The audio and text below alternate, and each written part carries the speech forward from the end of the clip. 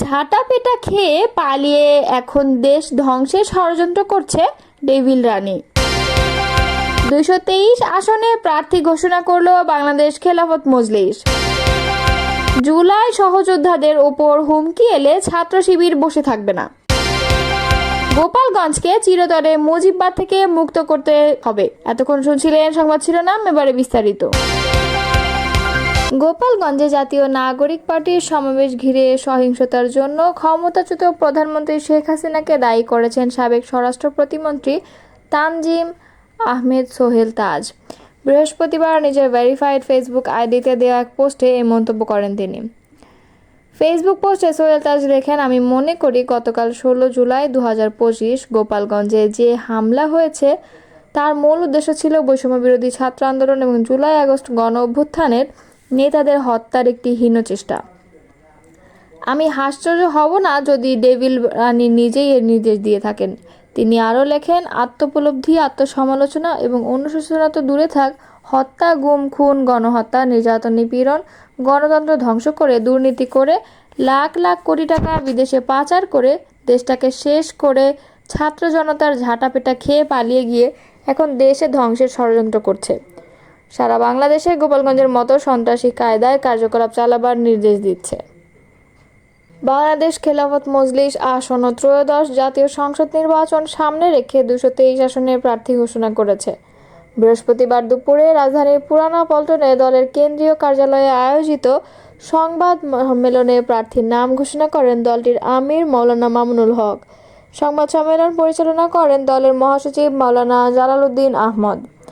মামুনুল হক বলেন, আসন্ন নির্বাচনে আমরা দ্বিকক্ষীয় সংসদের পক্ষে অবস্থান নিয়েছি, যেখানে নিম্নকক্ষে আংশিক আনুপাতিক এবং উচ্চকক্ষ পূর্ণ আনুপাতিক প্রতিনিধিত্ব থাকবে। এটি সব শ্রেণী ও মতধারার প্রতিনিধিত্ব নিশ্চিত করতে পারে এবং দেশের রাজনৈতিক স্থিতিশীলতা ফিরিয়ে আনবে। তিনি বলেন, একদলীয় একচ্ছত্র শাসন ব্যবস্থা জনগণের ইচ্ছার প্রতিফলন ঘটাতে ব্যর্থ। তাই আমরা বিশ্বাস করি আনুপাতিক পদ্ধতির সাংবিধানিক কাঠামোই সময়ের দাবি।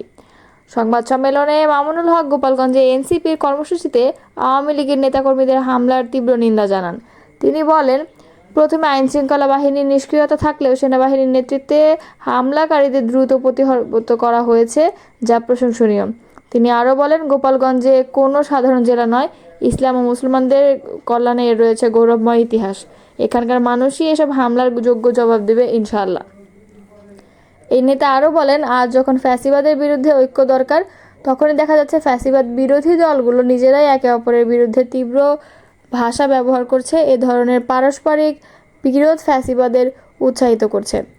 এখনই সময় ঐক্যবদ্ধ প্রতিরোধ গড়ে তোলার। সংবাদ সম্মেলনে উপস্থিত ছিলেন দলের সিনিয়র নায়েবে আমির মাওলানা ইউসুফ আশরাফ, যুগ্ম মহাসচিব মাওলানা আতাউল্লাহ আমিন, মাওলানা তোফাজ্জল হোসেন মিয়াজি, সাংগঠনিক সম্পাদক মাওলানা এনামুল হক মুসা, প্রচার ও প্রকাশনা সম্পাদক মাওলানা হারুনুর রশিদ, বায়তুল আমাল সম্পাদক মাওলানা ফজলুর রহমান, অফিস সম্পাদক মাওলানা রুহুল আমিন খান প্রমুখ।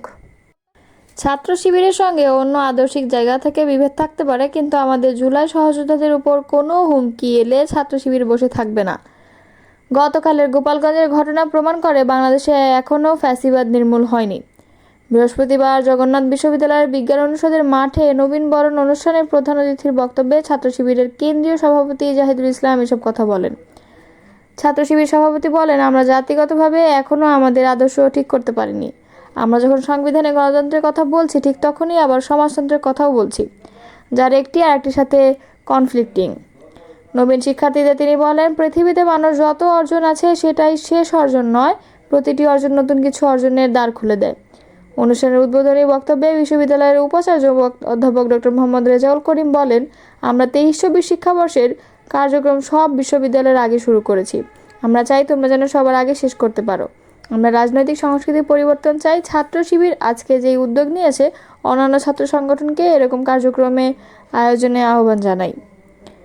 স্বাগত বক্তব্যে জবি শাখা শিবিরের সভাপতি রিয়াজুল ইসলাম বলেন, বাংলাদেশ ইসলামী ছাত্র শিবির শিক্ষার্থীদের শেখায় কিভাবে বাংলাদেশকে সামনের দিকে এগিয়ে নিতে হবে। ভাইয়ের পেছনে স্লোগান দেওয়ার রাজনীতি ছাত্র শিবির শেখায় না।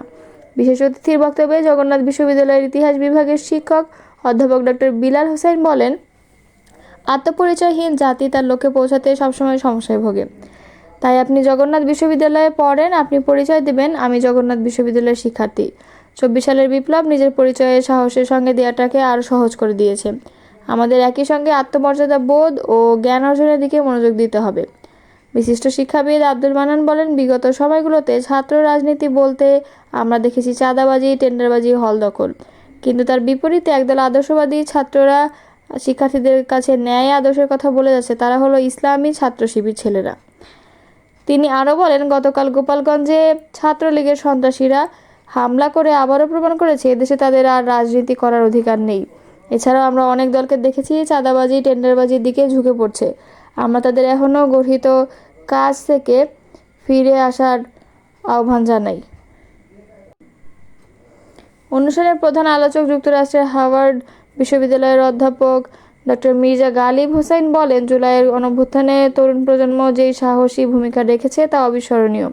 এদেশের তরুণ প্রজন্মের মধ্যে যে পরিবর্তন আকাঙ্ক্ষা আছে তার প্রভাব আমাদের সমাজে, রাষ্ট্রে পড়বে বলে আমার বিশ্বাস।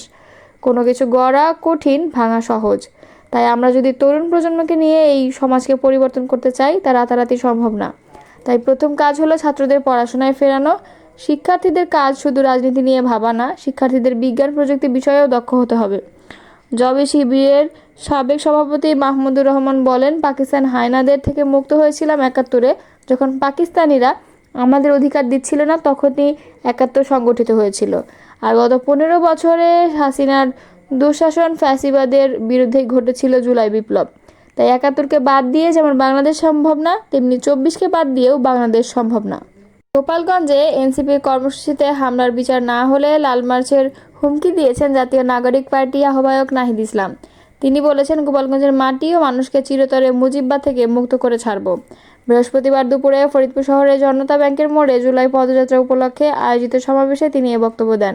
নাহিদ ইসলাম বলেন, গোপালগঞ্জে ফ্যাসিস্ট ও ডেভিলরা আশ্রয় নিয়েছে। বারবার বলেছি মানবাধিকার সবার জন্য না, কিন্তু আওয়ামী লীগ, ছাত্রলীগের কেউ গ্রেফতার হচ্ছে না, বিচার হচ্ছে না। প্রশাসনে এখনও স্বৈরাচারের দোষরা সক্রিয়। তিনি আরও বলেন, আমরা রিফাইন্ড আওয়ামী লীগ চাই না। এই সংস্করণও মানুষ প্রত্যাখ্যান করেছে। মুজিববাদের সন্ত্রাসীদের পরাজিত করেছি, এবার গোপালগঞ্জে লাল মার্চ করব।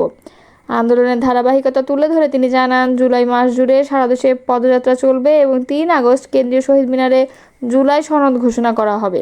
সমাবেশে আরও বক্তব্য দেন এনসিপি সদস্য সচিব আক্তার হোসাইন, নাসিরউদ্দিন পাটোয়ারি, মাজহারুল ইসলাম কোচি, রাহিদুল ইসলাম, সৈয়দা নীলিমা দোলা এবং কেন্দ্রীয় সমন্বয়ক তৌহিদ আহমেদ আশিক। এর আগে খুলনা থেকে রওনা হয়ে এনসিপি নেতারা দুপুরে ফরিদপুর শহরে পৌঁছান। সেখান থেকে সার্কিট হাউসে থেকে পদযাত্রা শুরু হয়ে আলীপুর মোড়ের ইমাম উদ্দিন স্কয়ারে গিয়ে সমাবেশে পরিণত হয়।